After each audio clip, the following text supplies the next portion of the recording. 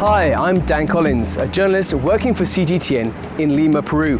And I'm normally covering stories about politics, economics, or breaking news. But today, we're going to do something a little different and take a deep dive to look at China's cultural footprint in this country.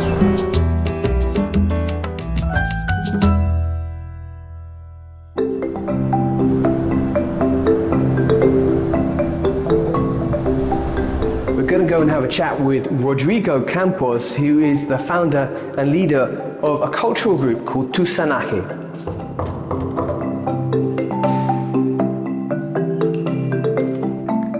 Hi, Rodrigo. So good to see you again. Please, come in. Thank you, Rodrigo. It's a lovely flat. Thank you. Take a seat, please. Thank you. Well, it's good to be here. Have a great view. The park over there. Yeah. And you can see the Chinese influence you have in your house. Yes. Yeah. From the beginning of my life, because I come from a Chinese family, a Tusan family, I would like to say. Yeah, Tusan family. No, that's a term we hear a lot here in Peru. Tusan, and just tell us exactly what Tusan means. Well, shortly, this is a Peruanism. It means it's a word coming from the Peruvian Spanish to designate all the Peruvians with Chinese ancestry. No matter if it is second, third, fourth generation, and so on. It is a representation of this culture that is only in Lima, in Peru, and it's totally different from the Chinese diaspora in other countries. Okay, so now we understand what Tusan is. You created a group of which you're the founder called Tusanaje. Yes. Tell us what that means. Well, Tusanaje, first of all, the word is a mix of three words. Tusan plus mestizaje, which means mixed blood, and linaje, that is lineage. And this is because we probably are a generation that are very proud to say that we are mixed, that we are part Peruvian, part Chinese, and we think that this enrich our personality, our being, and this totally enrich the Peruvianness. And we're so proud of this, and we spread out the idea that the Tusan culture is a very interesting culture that is open to everybody. But at the moment we found this project, we realized that in the Chinese diaspora in Peru, we didn't have any place for cultural activities coming from a professional point of view. So we decided to do it. I see. So when you talk about Chinese culture within Peru, that's been around for generations, but you've also got Chinese immigrants coming to Peru. Yeah. First generation. And so they're also adapting to living in Peru. So in a way, the group also helps them. Yeah, we say that we have not one wave. We have different waves of immigration, and we never speak about the Chinese migration as a thing that happened 150 years before. It's an alive thing. It's an alive phenomenon that is happening right now. It was today are Chinese coming and landing to Peru with the life project of being here and live here and do their goals here and settle down here. So that's an amazing thing about Peru. It's a constant bridge with China. So Tusanaje is a living cultural phenomenon in the capital city of Peru. There's some spots which tell us about Chinese history, and there's also some places where Chinese culture is currently growing. Do you want to show us around? Of course. I'll show you around. Let's go. Thanks.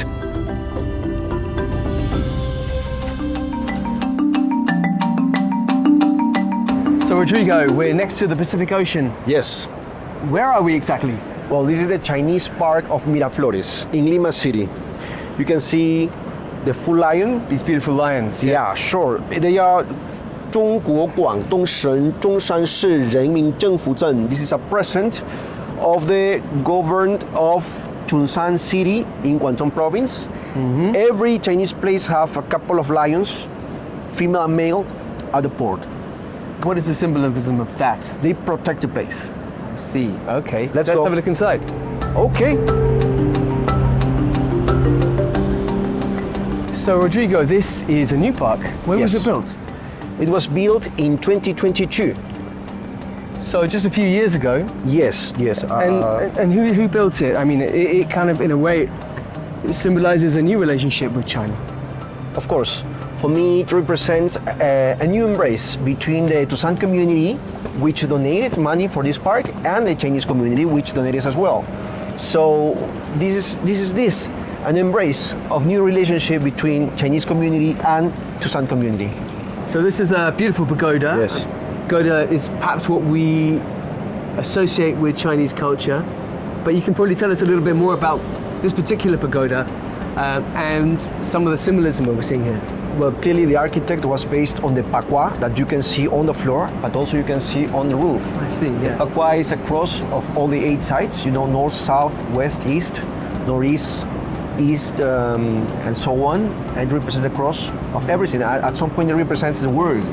And it's very interesting that we see this, we are sit here, and we see this beautiful and vast Pacific Ocean.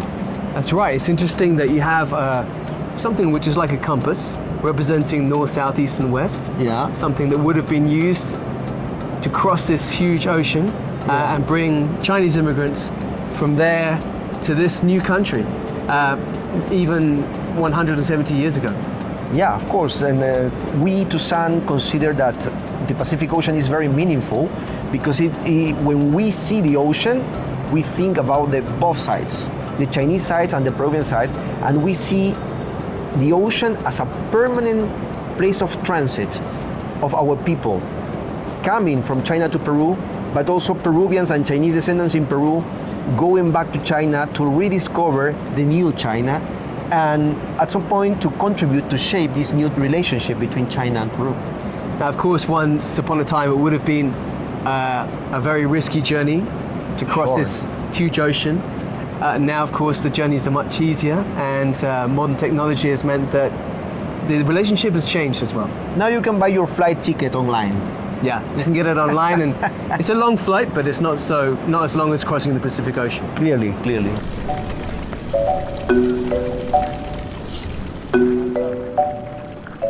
We'll come back to Rodrigo a little later, but Tusanaje, the collective that he founded, includes other members with expertise in different fields, and one of them is Juan Antonio Lang, who joins me now. He's a historian, and he's been studying the history of Chinese presence in this country, Peru. Let's begin by when did they first arrive in Peru, the first Chinese? La gran primera migración china de Perú fue en el siglo XIX, mediados del siglo XIX, debido al decreto de abolición de la esclavitud. Como había ausencia de mano de obra, trabajaron en las haciendas azucareras y las haciendas de algodón. En un inicio hubo una gran revuelta, un más movimiento en contra de los chinos, no eran muy bien vistos porque había estereotipos, prejuicios, estigmas, pero poco a poco con los años fueron ganando a punta de trabajo y esfuerzo una buena reputación. Abrieron fondas, negocios y otros tipos de inversiones, ¿no? Y el Perú sería considerado el país más chino de América por la influencia en la cultura y en la migración que hay en el Perú. Inclusive se dice que es el 10% de la población la que somos descendientes chinos. Wow, 10% of the population may be of Chinese descent, and it's 175 years of history that the two countries have had together since the first Chinese arrived on these shores. But the 21st century has been very different from the previous centuries, the 19th century, the 20th century. It's been a completely different dynamic. And if you were a historian writing about the beginning of the 21st century at some point in the future, what would you say about it? Los analistas o los historiadores del futuro dirán que ahora la migración china es más avanzada tecnológicamente, son inversionistas, profesionales de alta calidad porque trabajan en minería, en petroquímica y son los principales inversionistas en el Perú, ¿no? Entonces ha cambiado, el registro ha cambiado y no es lo mismo que el siglo XIX, ahora es otra esperanza y otra situación totalmente distinta. Yeah, thanks so much, Juan Antonio, for talking to us about that. And just remind us, you're a member of Tusanaje. Are you also a Tusan? Sí, mi abuelo es de Macao, mi abuela es de Hong Kong, de parte paterna, y de parte materna soy de Huancayo, mi familia es de Huancayo. And what does it feel like to be a Tusan in Peru? Do you feel a strong connection to China? De todas maneras, hay una gran conexión desde la alimentación, desde ciertas cultura, tradición, pero me gustaría conocer China de todas maneras. One day, I hope you get to go and visit China. Yeah. Thanks so much.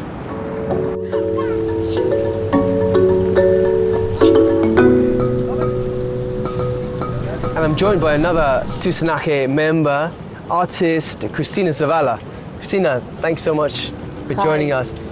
Tell us a little bit about your relationship with Chinese culture and how it's influenced your art.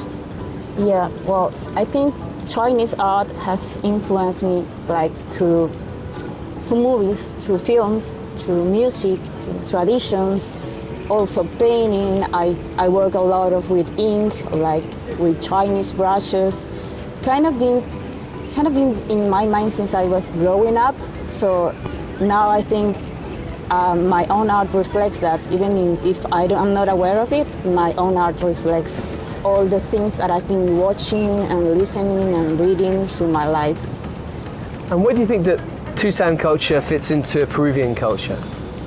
I think as Peruvians, we're not really aware of how much influence the Chinese tradition or that Chinese people has here in this country. But sometimes we need to get out to see the other people and realize, oh, we have like Chinese traditions, like we eat some things like Chinese, we have like this culinary thing in Peruvian cuisine, like it resembles very Chinese, but we are not aware until we get out and we kind of miss some things. Like when I'm outside Peru, I always miss rice, and sometimes people don't understand why. And I'm like, but it's because we are used to eating like lots of rice since we are really young, and we feel like something is missing. For example, something like as natural as rice in here can be very different in another country. So I think, yeah, like we are really blend, like. Really blended. Yeah, blended. So that you're so merged that sometimes you don't even notice.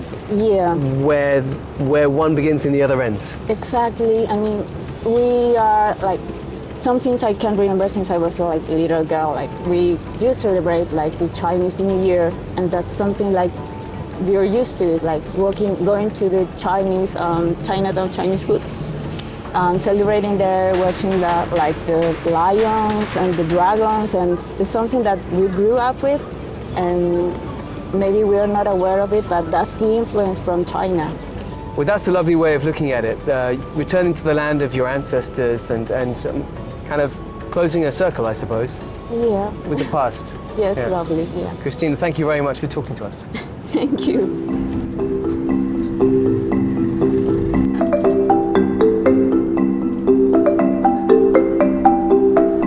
We're sticking with artists, and we're now in the studio of Carlos Chong, who is one of the best known Tusan painters in Peru. He's also a founding member of Tusanaje, this collective which brings together different disciplines. But Carlos is one of the most well-established artists in Peru.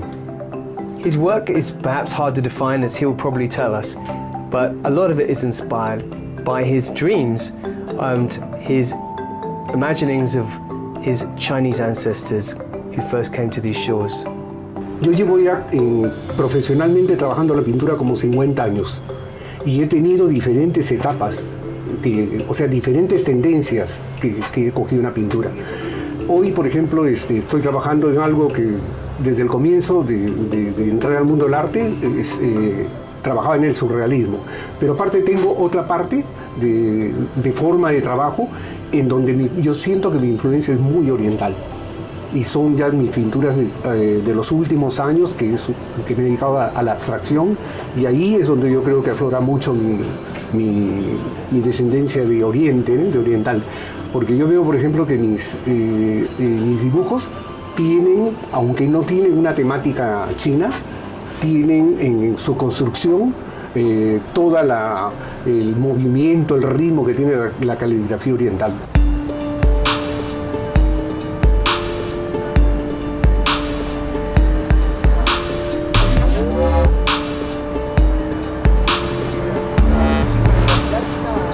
As a new generation of Chinese migrants moves to Peru and the capital, Lima, there's a new Chinatown growing up here in San Borja, a commercial district of Lima.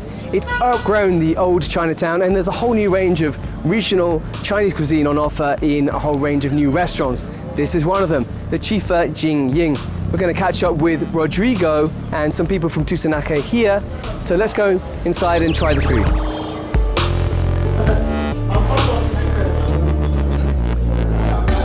Wow, look at this. Hi, Rodrigo. Gusto verte de nuevo. ¿Cómo estás? Welcome, welcome. Thank you. Please, take a seat. Thank you. Well, this is a classic chifa, and you've got the lazy Susan in the middle. Yeah. And, you know, it's a familiar sight to everybody who knows chifas. But this is kind of the new Chinatown. We in Tusanaje are descendants from the old actors of the Chinese community, our grandparents, but also we have this new interaction with new immigrants who are settled here in Aviación Avenue, and it became the new Chinatown of Lima. And actually, I would say that Tusanaje members feel more familiar, much more familiar with this Chinatown. We usually come here for different things, for buy things, for enjoying a dinner together, like this one. And we chose this place because it's, again, like a balance, because it represents this new generation of restaurants with a traditional Chinese food, but this is still Cantonese school.